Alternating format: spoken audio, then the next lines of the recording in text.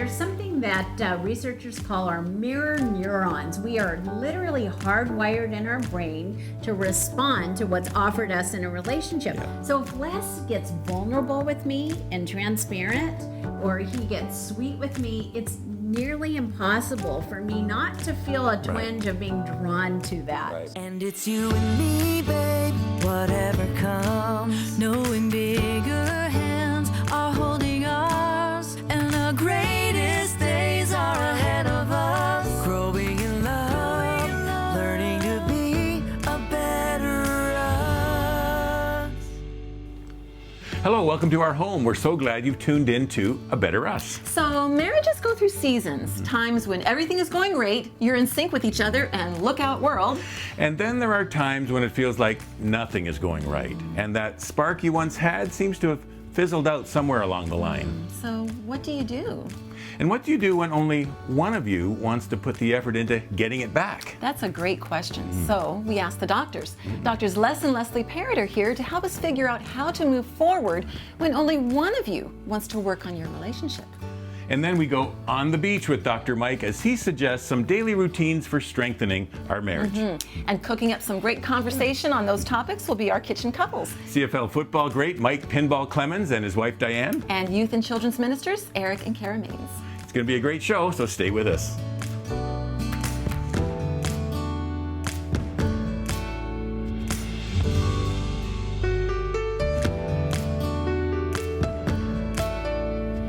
Every once in a while, we'll encounter a couple where one person is super invested in the relationship and just trying to get their spouse to come to a marriage seminar or read a book or whatever it is, and the other person is just not as invested. What can you do if your relationship feels a little bit out of balance that way? Right, and I appreciate that because there's a sense of hopelessness sometimes, desperation, like what if my spouse doesn't seem engaged, isn't willing to try and grow? Is there any hope? What if I do this on my own? Does it make a difference? And the answer is yes, yes, yes, because it's impossible for your spouse to resist reacting to you when you start to step into some of the things that really draw out connections. Well, every marriage is a series of dance steps, right? Yes. And when you begin to change your own dance routine, your partner suddenly goes, whoa, whoa, whoa, we got a different thing going on here. I got to find my way. Right. It's a little bit like a mobile that hangs from the ceiling. Yes. And it's found its equilibrium until you come along and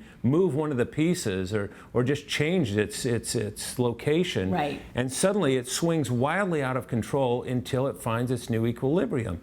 Well, your partner has to do the same thing when you make changes for and the they're betterment of the drawn relationship. in. You have a power. There's something that researchers call our mirror neurons. We are literally hardwired in our brain to respond to what's offered us in a relationship. So if Les gets vulnerable with me and transparent, or he gets sweet with me, it's nearly impossible for me not to feel a twinge of being drawn to that. Right. Vulnerability begets vulnerability, and we're hardwired for it, as Leslie said. It's contagious when you make choices to communicate in a loving way, to behave in a loving way. It is so contagious. Our emotions are contagious. Our love actions are contagious. So don't feel like there's nothing you can do because it's hopeless. He or she won't do anything to join me in working on this relationship. It's incredible what you can do on your own that they'll find they're falling in step with you in the dance of marriage. Right. Okay, great to hear from Drs. Les and Leslie Parrot. Always have some great nuggets for us.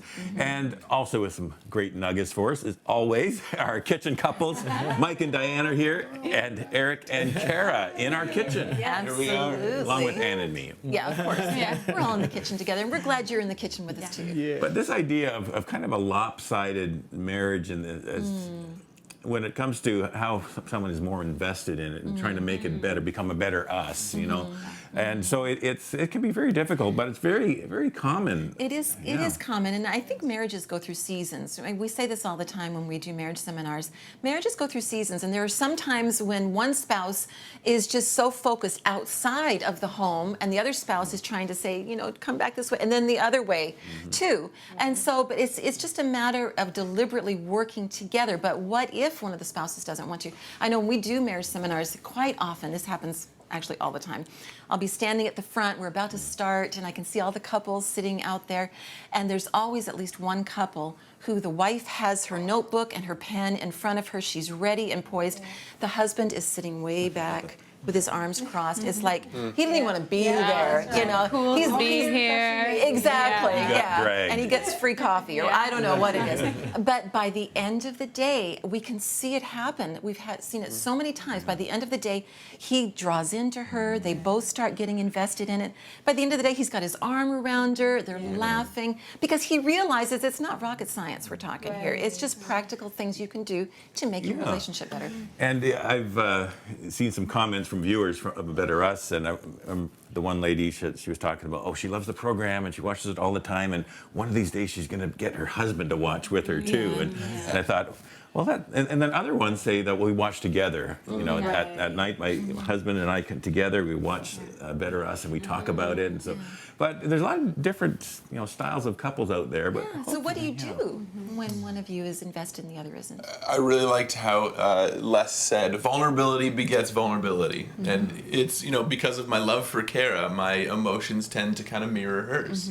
And it's really easy to find common ground when you're finding that common ground through mirroring your emotions together, and you're just like, you know what, let's find each other here. Like, yes, I'm here, you're here. Let's find each other here, and let's find this pathway to.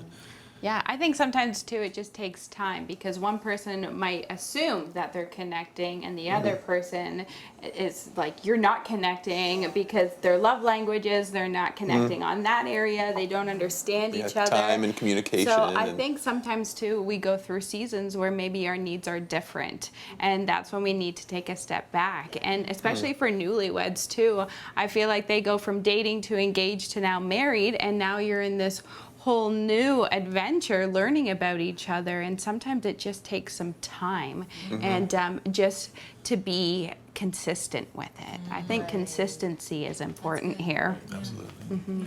I love what you said, because being back in sport now, right? The job that I have, we know everything about our player. We know height, weight, what school they went to, in high school, the college team, the whole thing, and then we know their strength. We know how fast they are.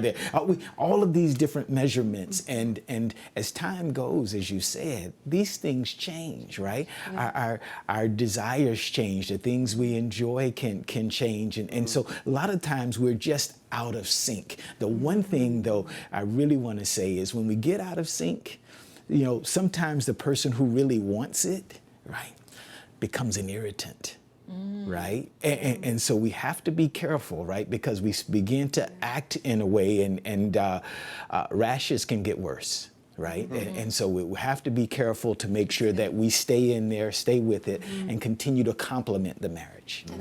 Yeah, and he mentioned something about dancing, and we kind of touched on it in the last segment, but I wanted to read this little quote which says, "Marriage is like a never-ending song. Just take your partner's hand and work really hard to stay on the same beat. But when you fall off, and you will, the key is just keep moving. Hold on tight and dance. Dance with your love until you find your rhythm again." And that's and that's marriage. Yeah, I think remembering that you're in this dance together. Yeah. And if one of you is saying, "Come on, the music's still playing, let's keep going," and the other one's saying, "Oh, I don't know if I want to." Remember, it's worth the work. As long as it's not actual dancing, I think I can get behind it. You're there. Yeah. Well, there are a lot of great materials out there. Like there's seminars and things you can go to, but there's books and teaching. There's a Better Us, to watch.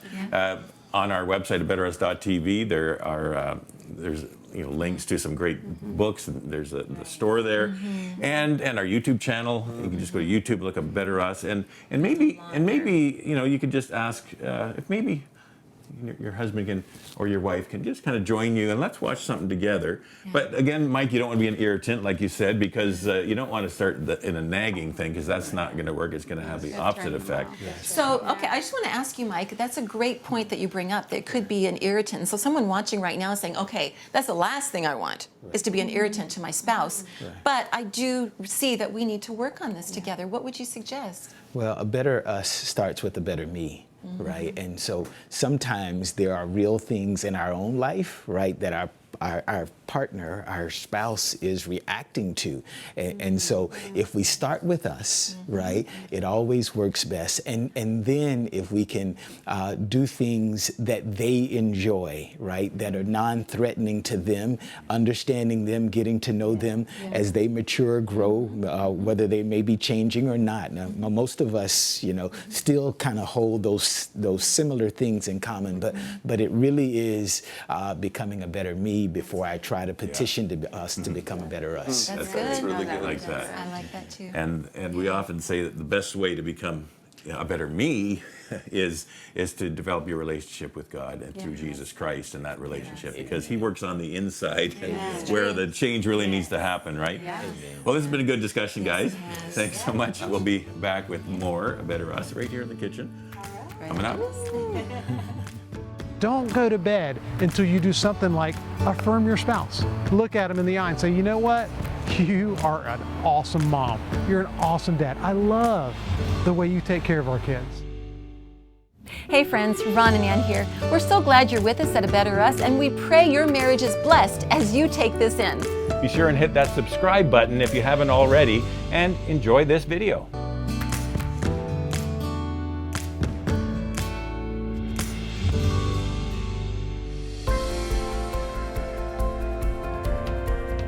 It is so simple, but creating a daily routine to connect emotionally in your marriage can make an incredible difference in your ability to execute on your plan, on your goal to have a happy, healthy marriage. Now, the best routines come at the start of your day and the end of your day, right? So we should all develop a plan to work on emotionally connecting to our spouse when we first wake up, when we start our workday, when we finish our workday, and when we go to bed at bedtime. Make sense? Now, look, it might not be possible to actually do something physically, like to emit a behavior with your spouse at every one of those critical moments in your day, but we can make sure that we carve out a routine during these critical moments when we, at the very least, think healthy thoughts about our desire and our motivation to be the husband and to be the wife that God has truly called us to be. All right, let me give you an example. Here's what this can look like. Your daily routine might look like this. You walk in the house at the end of your day and you do that 15 minutes on the couch with your spouse. We've all heard about that many, many times, right? It's called couch time. And during that time, man, you're just focusing on each other. You shut everything out. You catch up on your day. Highly, highly recommended, right? But you should be fostering positive thoughts about your spouse the minute you open your eyes in the morning, right? You should commit to that routine. Open the eyes and say, God, man, this is not about me. I pray for my spouse right now. I pray for my wife, my husband. God, give them a day that they're gonna know you were involved in and that your presence is very real. So then you get to work, and yeah, you might not be able to pick up the phone and call your spouse, but you absolutely should remind yourself in that moment when you start your workday, this is not about me. This is not about me proving anything to anybody. God, I pray for my spouse right now. I pray for my wife, my husband, as they're starting their workday out. Would you just be with them? Would you give them just those little God wink moments? Would you help them with that meeting or that situation with our kid that they're dealing with? And then at bedtime, you should create a routine that helps you connect emotionally every time. Don't go to bed until you do something like affirm your spouse. Look at them in the eye and say, you know what? You are an awesome mom. You're an awesome dad. I love the way you take care of our kids. Another piece of the puzzle that's huge, pray every night with your spouse. just take a moment and say, God, we just want to stop everything. We're tired, we're exhausted, but we're going to stop and we're going to focus our hearts and our minds on you.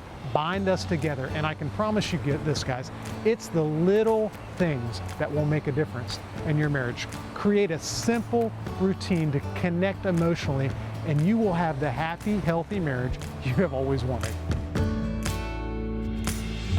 We are back in the kitchen with Mike and Diane, Eric and Kara, our kitchen couples for today. And this is good stuff by Dr. Mike. Yeah, daily routines in marriage. Now, you guys heard him talk about that couch time, that first 15 minutes when you get home. Honestly, the first time I heard him say that, I thought, what if you have young kids? Like, who's going to be looking after the 20-month-old that's climbing on the kitchen cupboards? You know, you gotta. There so, is no such thing. I know.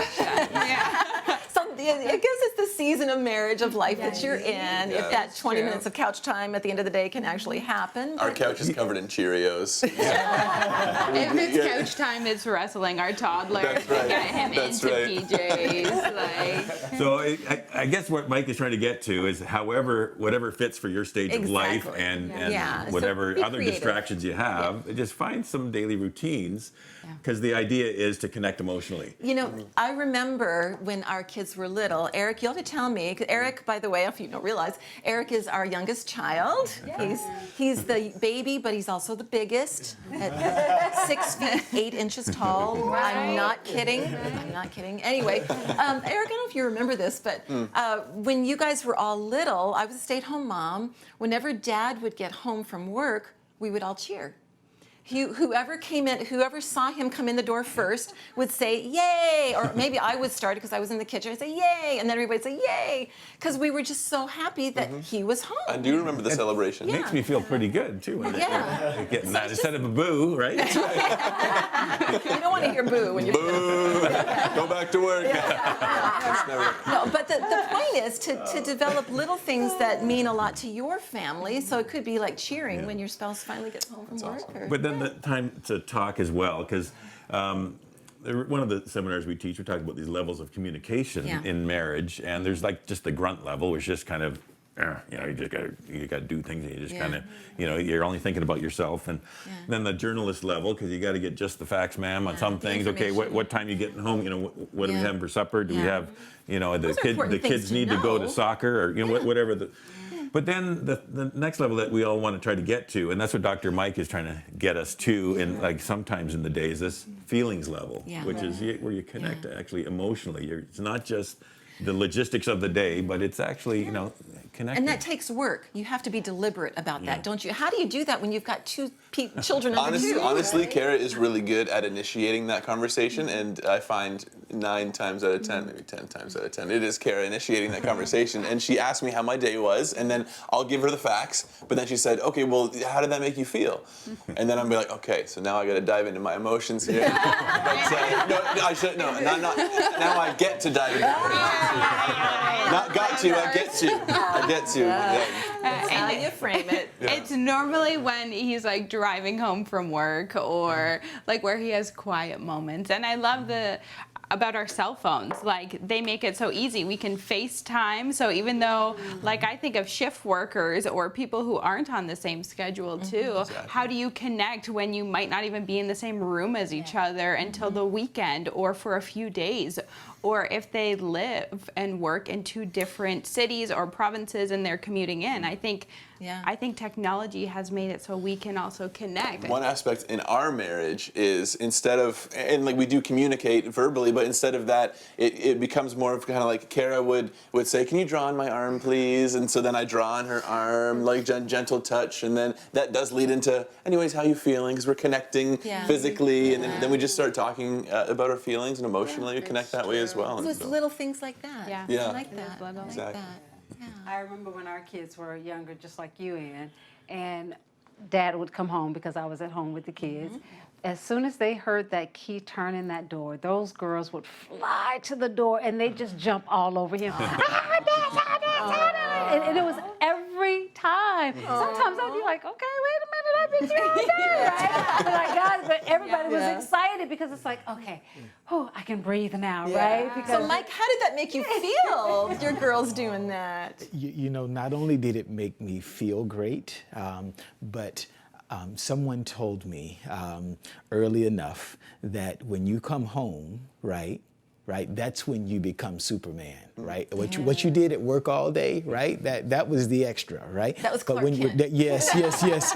but when you come home, you walk through that door, right? Now it's your time to perform, and so consistent with that, that age-old adage: people don't plan to fail, they fail to plan, right? Success in marriage is intentional. We hear about people growing apart, right?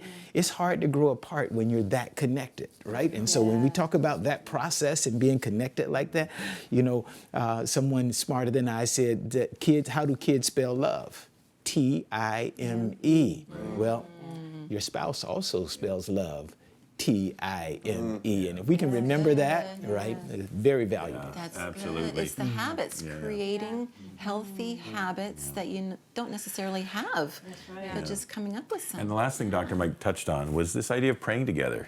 What a great way to end the day, or maybe for some it's to start the day and to launch out into the day with that, because you're not only connecting emotionally when you're doing that, you're connecting with God, and you're showing yourself that you're together under His authority, and He's the one ultimately in control, and just that can help to draw you together. It's hard to stay mad at somebody you're praying for.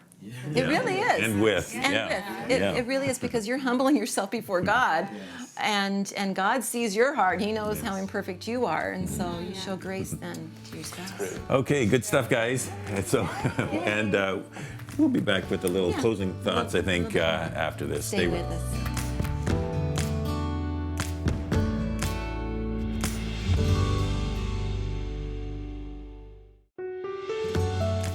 For more marriage encouragement, follow A Better Us on Facebook, Instagram, and YouTube. And subscribe for your free weekly Marriage Moment email at abetterus.tv.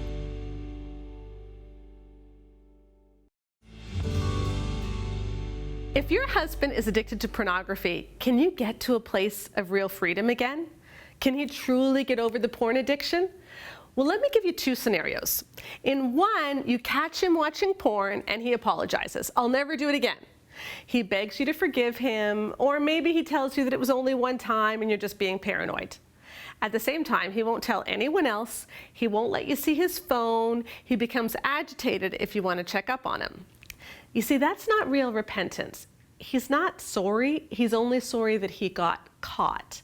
Real repentance is always accompanied by confession, by telling someone about it because he wants to stop. It's also taking steps to end it. If your spouse won't confess and won't take those steps, then get some friends alongside you, a pastor, your brother, whomever he respects, and have an intervention. Tell him that this will not be tolerated. It will wreck your marriage. It will wreck his soul, and it needs to end. But then there's the scenario where he is truly sorry. He wants to get better. And if that's the case, celebrate. Fight the porn. Don't fight your husband. And here's the 3-step plan for recovery. First, you do need filters and accountability on the internet. You need something that will block bad websites. This does not cure a porn problem, okay? It's the equivalent of an alcoholic dumping all the bottles of alcohol out that are in the house. It just sets the stage so that healing can begin. Next, he needs real accountability, either with a friend, a group of friends, or a recovery group. He needs people who will talk to him, whom he can be honest with, and who will support him. But then there's the third step. He needs to deal with the emotional and spiritual problems that porn has caused. You see, when you use porn as a teenager, which is when most current porn users did start, what often happens is that porn becomes the crutch. When people are nervous or stressed or feeling rejected, they'll watch porn, which helps them feel powerful. That means that during those teenage years, when you're supposed to learn how to deal with stress and disappointment, many porn users never learned coping mechanisms. Instead, it's almost like they seem only to display one major emotion, which is anger. When they're stressed and they don't have porn as an outlet, they get angry. When they're with you and they'd rather be with porn, they get angry. And they often can't even name other emotions because they've never let themselves feel them. Many 35-year-old wives feel like they're married to a 12-year-old. Because in some ways, a porn user can be emotionally 12. So he needs to seek some counseling to help him learn better coping mechanisms and to let God into those deeply wounded parts of his soul. It can be a long process and it's a difficult process, but it is worth it. So don't give up, but don't take any shortcuts either. You were both meant for wholeness and you can get there, maybe for the first time.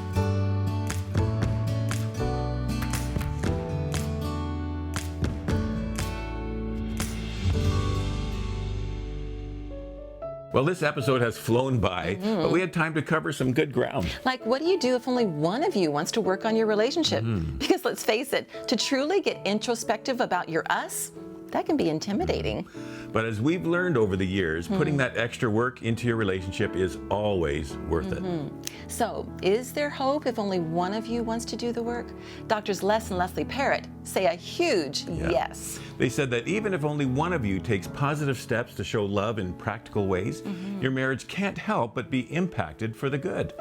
And with God's help, problems can be overcome and barriers broken down, causing those tiny sparks of warmth to be fanned into flame. Also, Dr. Mike highlighted how daily routines in marriage can also fan the flame. Routines like having a little couch time to connect emotionally.